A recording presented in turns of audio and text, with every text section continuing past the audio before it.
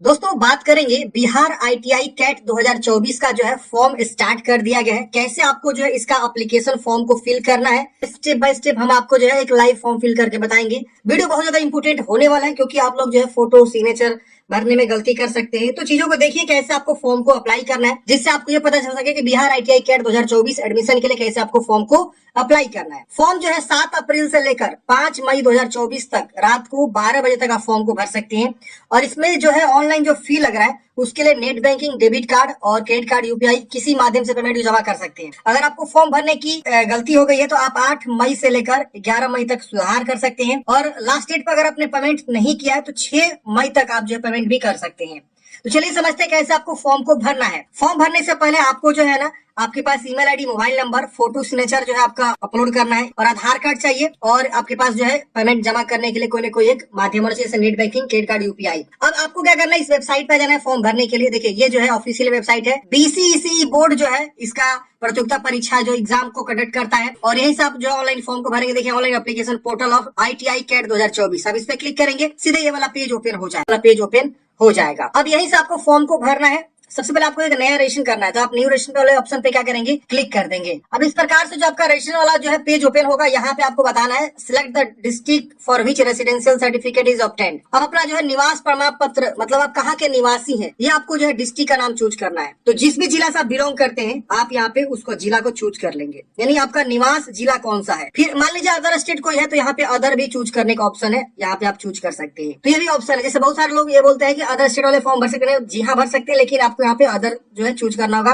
अगर आप बिहार के किसी डिस्ट्रिक्ट से हैं तो डिस्ट्रिक्ट अपना चूज करेंगे। अब ये कह रहा है कि select the district of institute of passing appearing the matriculation, मतलब जो है मैट्रिक आप किस जिला से पास किए हैं। यहाँ पे आपको बताना है जिस भी जिला से आप मैट्रिक पास किए वो जिला का नाम चूज करेंगे। अगर अदर है तो अदर भी आप चूज कर सकते हैं। जैसे अगर मान लीजिए बिहार से मैट्रिक नहीं पढ़े हैं तो आप अदर यहाँ चुनाव कर सकते हैं। अगर आप बिहार के किसी न किसी डिस्ट्रिक्ट से पढ़े हैं तो आप बिहार चूज करेंगे। मैट्रिक के बारे में पूछ रहे हैं, मैट्रिक आप किस जो है जिला से पढ़ाई किए हुए और डिस्ट्रिक्ट का नाम चूज करिए। Select the district of where your father mother is employ, आपको बताना है कि आपके माता पिता जो किस जिला में एम्प्लॉय है। यहाँ पे अगर आपके फादर एंड मदर जो है एम्प्लॉय है तो आप यहाँ पे जो है वो डिस्ट्रिक्ट को चूज करेंगे। तो आपके माता पिता के बारे में पूछ रहा है, आप अपने चूज कर लेंगे। अब यहाँ पूछ रहा है select the district in which ITI of your choice are situated, मतलब क्या कि आप अपना जो है डिस्ट्रिक्ट चूज करिए जहां आप आईटीआई एडमिशन लेना चाहते हैं। तो यहाँ पे आप देखेंगे आपको ऑप्शन आएगा, ऑप्शन चूज करेंगे।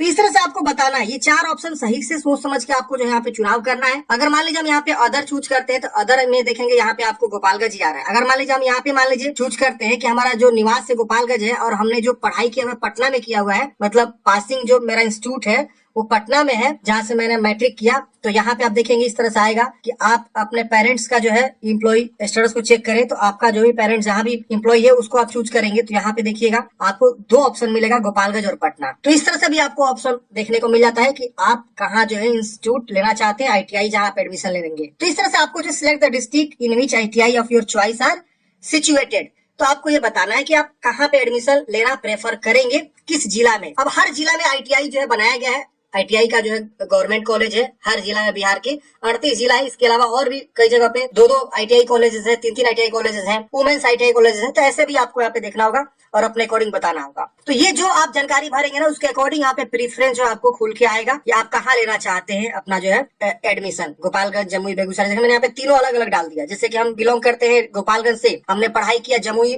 में किसी न किसी कॉलेज से मैट्रिक पास किया और मेरे पिताजी बेगूसराय में काम करते हैं, तो हम यहाँ पे 3 ऑप्शन देखने को मिल जाता है। तो ये आपको सोच समझ के देना है, जो भी आपका है अपने अकॉर्डिंग जानकारी को यहाँ पे भरेंगे और यहाँ पे चुनाव करेंगे, ठीक है ना, समझ रहे ना। तो ये चीज आप सही से भरिएगा ताकि आपको जो कोई भी दिक्कत ना हो। फिर यहाँ पे अपना नाम लिखेंगे, first name, middle name, last name. जैसे फॉर एग्जाम्पल मान लीजिए आपका नाम दीपक कुमार है तो यहाँ दीपक और लास्ट में कुमार। फिर यहाँ पे दोबारा से नाम को कंफर्म कर देना है ताकि गलती ना हो, इसलिए 2 बार लिखवा रहा है।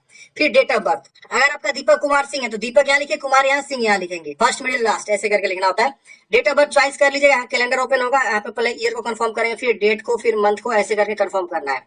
फिर मोबाइल नंबर लिख के यहाँ पे सेंड मोबाइल वेरिफिकेशन कोड पे क्लिक करेंगे तो आपके मोबाइल पे ओटीपी जाएगा, आप यहाँ कोड को लिखेंगे, वेरीफाई कर लेंगे। फिर ईमेल एड्रेस को लिखेंगे और यहाँ पे सेंड ईमेल एड्रेस पे क्लिक करेंगे, आपके ईमेल पे ओटीपी जाएगा, यहाँ पे ईमेल कोड को लिख के वेरीफाई कर लेंगे। एक पासवर्ड आपको बनाना है, पासवर्ड जैसा चाहे वैसा आप बना सकते हैं। फॉर एग्जांपल मान लीजिए आपका नाम जो है राजू कुमार है, RA JU@123 आर जो रखिएगा वो कैपिटल में रखिएगा, बाकी सब स्मॉल @123 ऐसे करके आप पासवर्ड को बना लेंगे। ये पासवर्ड का एग्जांपल है। आप इसके अलावा और भी जो भी पासवर्ड रखना चाहते हैं आप अपने अकॉर्डिंग यहाँ पे पासवर्ड को रख लीजिएगा। फिर आधार नंबर लिखना है। अगर आपके पास आधार नंबर नहीं है तो कोई बात नहीं, आधार नंबर छोड़ दीजिएगा, आधार नंबर है तो आधार नंबर दे दीजिएगा। एक सिक्योरिटी क्वेश्चन बताना है, इसमें से कुछ भी आप सिक्योरिटी क्वेश्चन चूज कर सकते हैं, कुछ भी आपका हो सकता है और उसका आंसर कुछ भी आप दे सकते हैं, जो भी आप यहाँ पे देना चाहते हैं। फिर कैप्चा कोड भर के साइन अप पे क्लिक करेंगे। साइन अप पे क्लिक करते ही यहाँ पे आपका सारा जानकारी शो होगा। आप जानकारी को वेरीफाई करेंगे, हाँ सारा जानकारी मेरा सही है। अगर इसमें कुछ भी गलती है तो आप पहले यहाँ कैंसिल करके सुधारिएगा, नहीं गलती है तो कंफर्म पे क्लिक कर देना है। कंफर्म पे क्लिक करते ही आपका यहाँ पे रजिस्ट्रेशन हो जाता है। अब आपको क्या करना है, यहाँ पे साइनिंग वाले ऑप्शन पे क्लिक करके अपना जो है लॉगिन करके बाकी के स्टेप को कंप्लीट करना है। यहाँ पे आपका ईमेल आईडी जो है यूजर नेम ही होगा,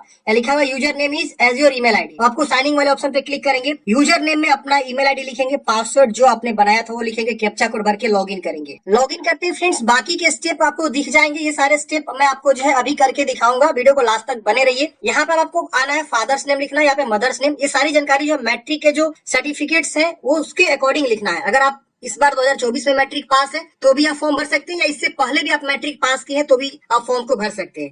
तो अपनी जानकारी, सभी जानकारी को जो है सर्टिफिकेट के अकॉर्डिंग जानकारी को लिखेंगे। यहाँ पूछ रहा जो है परमानेंट रेसिडेंस है बिहार के, तो यस करेंगे और यहाँ पे अपना जो है रेसिडेंशियल एलिजिबिलिटी बताएंगे। आपके माता पिता जो है बिहार के स्थायी निवासी, मूल निवासी, आपको इसको चूज कर लेना है। अगर मान लीजिए आप अदर स्टेट के हैं तो आप यहाँ पे नो चूज करेंगे। यहाँ पे आपका रेसिडेंशियल जो है इस प्रकार से आएगा, 4 ऑप्शन आएगा कि माता पिता पत्नी बिहार में निबंधित शरणार्थी है, या जो है राज्य सरकार के कर्मी है, या जो है पदस्थापित भारत सरकार के कर्मचारी है, बिहार पदस्थापित भारत सरकार के उपक्रम संस्थाओं में कर्मचारी है, या माता पिता राष्ट्र संघ कर्मचारी, या वर्तमान में बिहार के पदस्थापित है। तो अपने अकॉर्डिंग यहाँ पे जानकारी को बताएंगे, जो भी आप यहाँ पे हैं अपने अकॉर्डिंग यहाँ पे बता देंगे। नहीं है तो आप यहाँ पे नो करेंगे, यस है तो यस करेंगे। फिर यहाँ जेंडर बताएंगे, मेल फीमेल, आप जो है कंफर्म करेंगे जेंडर को। फिर यहाँ पे कैटेगरी कंफर्म करना, आपको जनरल है, SC है, ST है, जो भी आपका कैटेगरी बिलोंग करता है अपने अकॉर्डिंग कैटेगरी को चुनाव यहाँ से कर लीजिएगा। फिर दोबारा कैटेगरी को यहाँ पे कंफर्म कर देना है। फिर पूछ रहा है कि क्या आप जो है DQ कैंडिडेट्स है, यानी जो डिसेबल्ड कोटा यानी विकलांग जो कैंडिडेट्स है वो यहाँ यस करेंगे और अपना विकलांगता के बारे में बताएंगे, डिसेबिलिटी के बारे में, कितना % आप विकलांग है। अब यहाँ पूछ रहा है if you unable to write due to permanent loss of limbs, मतलब ये जो लोग लिखने में जिनको दिक्कत होती है लिम्स के वगैरह से, लॉस ऑफ लिम्स या सफरिंग फ्रॉम सेरेब्रम पल्सी, तो उसके अकॉर्डिंग यहाँ पे बता सकते हैं यस नो। तो आप अपने अकॉर्डिंग यहाँ पे जानकारी को बताएंगे। विकलांग पर्सन के लिए ऑप्शन दिया हुआ है। आगे पूछ रहा है do you claim for serviceman quota, serviceman quota के लिए क्लेम करना चाहते तो यस करेंगे और यहाँ बताएंगे कि आर यू सन या डॉटर या एक्स, नहीं तो नो करेंगे। पर्सनल पूछ रहा है मतलब उनके पोता पोती नतनी या जो भी है उसके आप आते हैं जो एक सर्विसमैन से आता है तो उनको अकॉर्डिंग आप यहाँ पे बता देंगे, वरना ऐसे नो कर दीजिएगा। अब ये पूछा है district name of the institute of passing या अपीयरिंग क्वालिफाइंग एग्जाम, मतलब मैट्रिक आप किस डिस्ट्रिक्ट से पास किए हैं, अगेन आपसे पूछ रहा है तो आपको यहाँ पे बताना है। फिर मार्क्स आइडेंटिफिकेशन, बॉडी में क्या पहचान है, जैसे कि तिल का निशान, कटा के निशान, जला का निशान, ये आपको बताना है। जैसे Amol on forehead, Amol on hand, तो ऐसे आपको बताना है। फिर यहाँ पे अपना परमानेंट एड्रेस को लिखेंगे, जो भी आपका एड्रेस है। फॉर एग्जांपल मान लीजिए विलेज आपका जो है रामपुर है तो रामपुर लिख दिया, यहाँ पे थाना लिख देंगे, या पोस्ट लिख सकते हैं यहाँ पे रामपुर, फिर यहाँ पे थाना लिख सकते हैं नीचे वाला लाइन में। फिर यहाँ स्टेट अपना चूज करेंगे, फिर यहाँ डिस्ट्रिक्ट चूज करेंगे, फिर यहाँ पे पिन कोड लिखेंगे। तो ऐसे आपको जो है परमानेंट एड्रेस बताना है और यहाँ पे कोरस्पोंडेंस एड्रेस यानी पत्राचार का पता यानी प्रेजेंट एड्रेस बताना है। अगर दोनों सेम है तो पहले ऊपर को लिख लीजिएगा, फिर इसको टिक करेंगे, सेम सेम कॉपी हो जाएगा। अलग है तो अलग अलग लिख सकते हैं। फिर यहाँ पे सबमिट एंड कंटिन्यू पे क्लिक करना है। 7 मिनट्स करते ही अगले स्टेप में आपको फोटोग्राफ अपलोड करनी है, यहाँ अंग्रेजी सिग्नेचर और यहाँ पे हिंदी सिग्नेचर। तो आप यहाँ पर फोटोग्राफ को चूज करके अपलोड करेंगे। फोटोग्राफ का गाइडलाइंस यहाँ दिया हुआ है। फोटोग्राफ जो आपका होना चाहिए वो बोला गया है कि 200 पिक्सल से कम नहीं होना चाहिए, 200 से 250 के बीच, और यहाँ पे लेस देन 100 KB से कम होना चाहिए JPG फॉर्मेट में। सिग्नेचर का गाइडलाइंस दिया हुआ है कि 300 बाई 100 पिक्सल से कम नहीं होना चाहिए और 100 KB से लेस देन होना चाहिए। इसके वजह से हिंदी सिग्नेचर सेम वही रहने वाला है। और यहाँ फोटोग्राफ का जो बैकग्राउंड होना चाहिए वो व्हाइट बैकग्राउंड प्रेफर किया गया है कि आपको व्हाइट बैकग्राउंड फोटोग्राफ अपलोड करनी है। पिछले साल जब आप फोटोग्राफ देखेंगे ना उसका गाइडलाइंस, तो फोटो के नीचे डेट लिखने के लिए बोला था और नाम। तो अभी थोड़ा सा वेट कर लीजिए जब तक कि इसका फुल जो है प्रोस्पेक्टस नहीं आ जाता है, क्योंकि अभी जो नोटिफिकेशन आया हुआ है वो सिर्फ और सिर्फ हाफ नोटिफिकेशन आया हुआ है। पूरी जानकारी नहीं आई हुई है।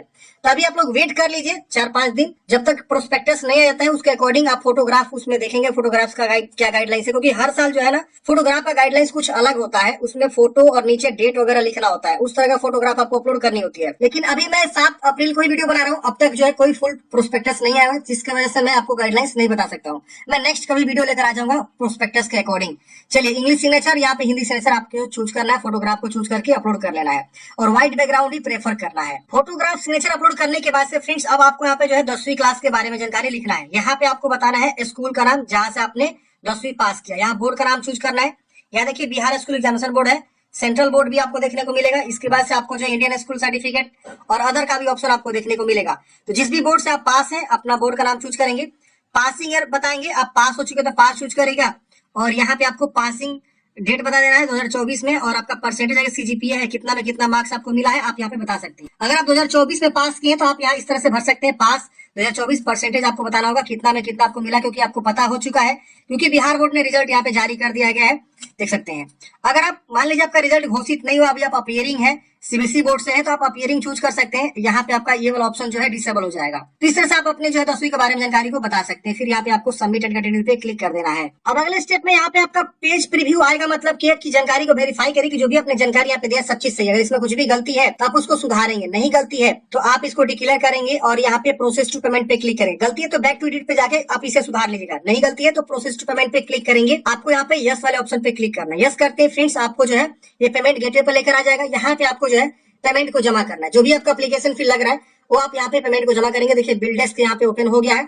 यहाँ पे आपके पास नेट बैंकिंग वॉलेट का भी ऑप्शन है, वॉलेट पे आप जाएंगे तो और भी ऑप्शन सर्च कर सकते हैं, यस बैंक वॉलेट, मोबीकैश, क्विक, यहाँ पे बस यही चीज है, और नेट बैंकिंग है और क्रेडिट कार्ड है। अभी जो है क्यूआर कोड वगैरह यहाँ पे ऑप्शन आपको देखने को नहीं मिलेगा। तो इस प्रकार से आप जो क्या करेंगे अपना जो पेमेंट को जमा करेंगे और फॉर्म को कंप्लीट करेंगे। फॉर्म कंप्लीट करने के बाद से फ्रेंड्स आपको जो है पार्ट ए और पार्ट बी 2 पार्ट इसका प्रिंट आउट निकलेगा, उसको प्रिंट आउट निकाल के हार्ड कॉपी अपने पास सुरक्षित रख लेंगे, क्योंकि फ्यूचर में आपसे मांगा जा सकता है। तो आप इसे क्या करेंगे फॉर्म को सबमिट करके प्रिंट आउट निकाल लेंगे पार्ट ए और पार्ट बी।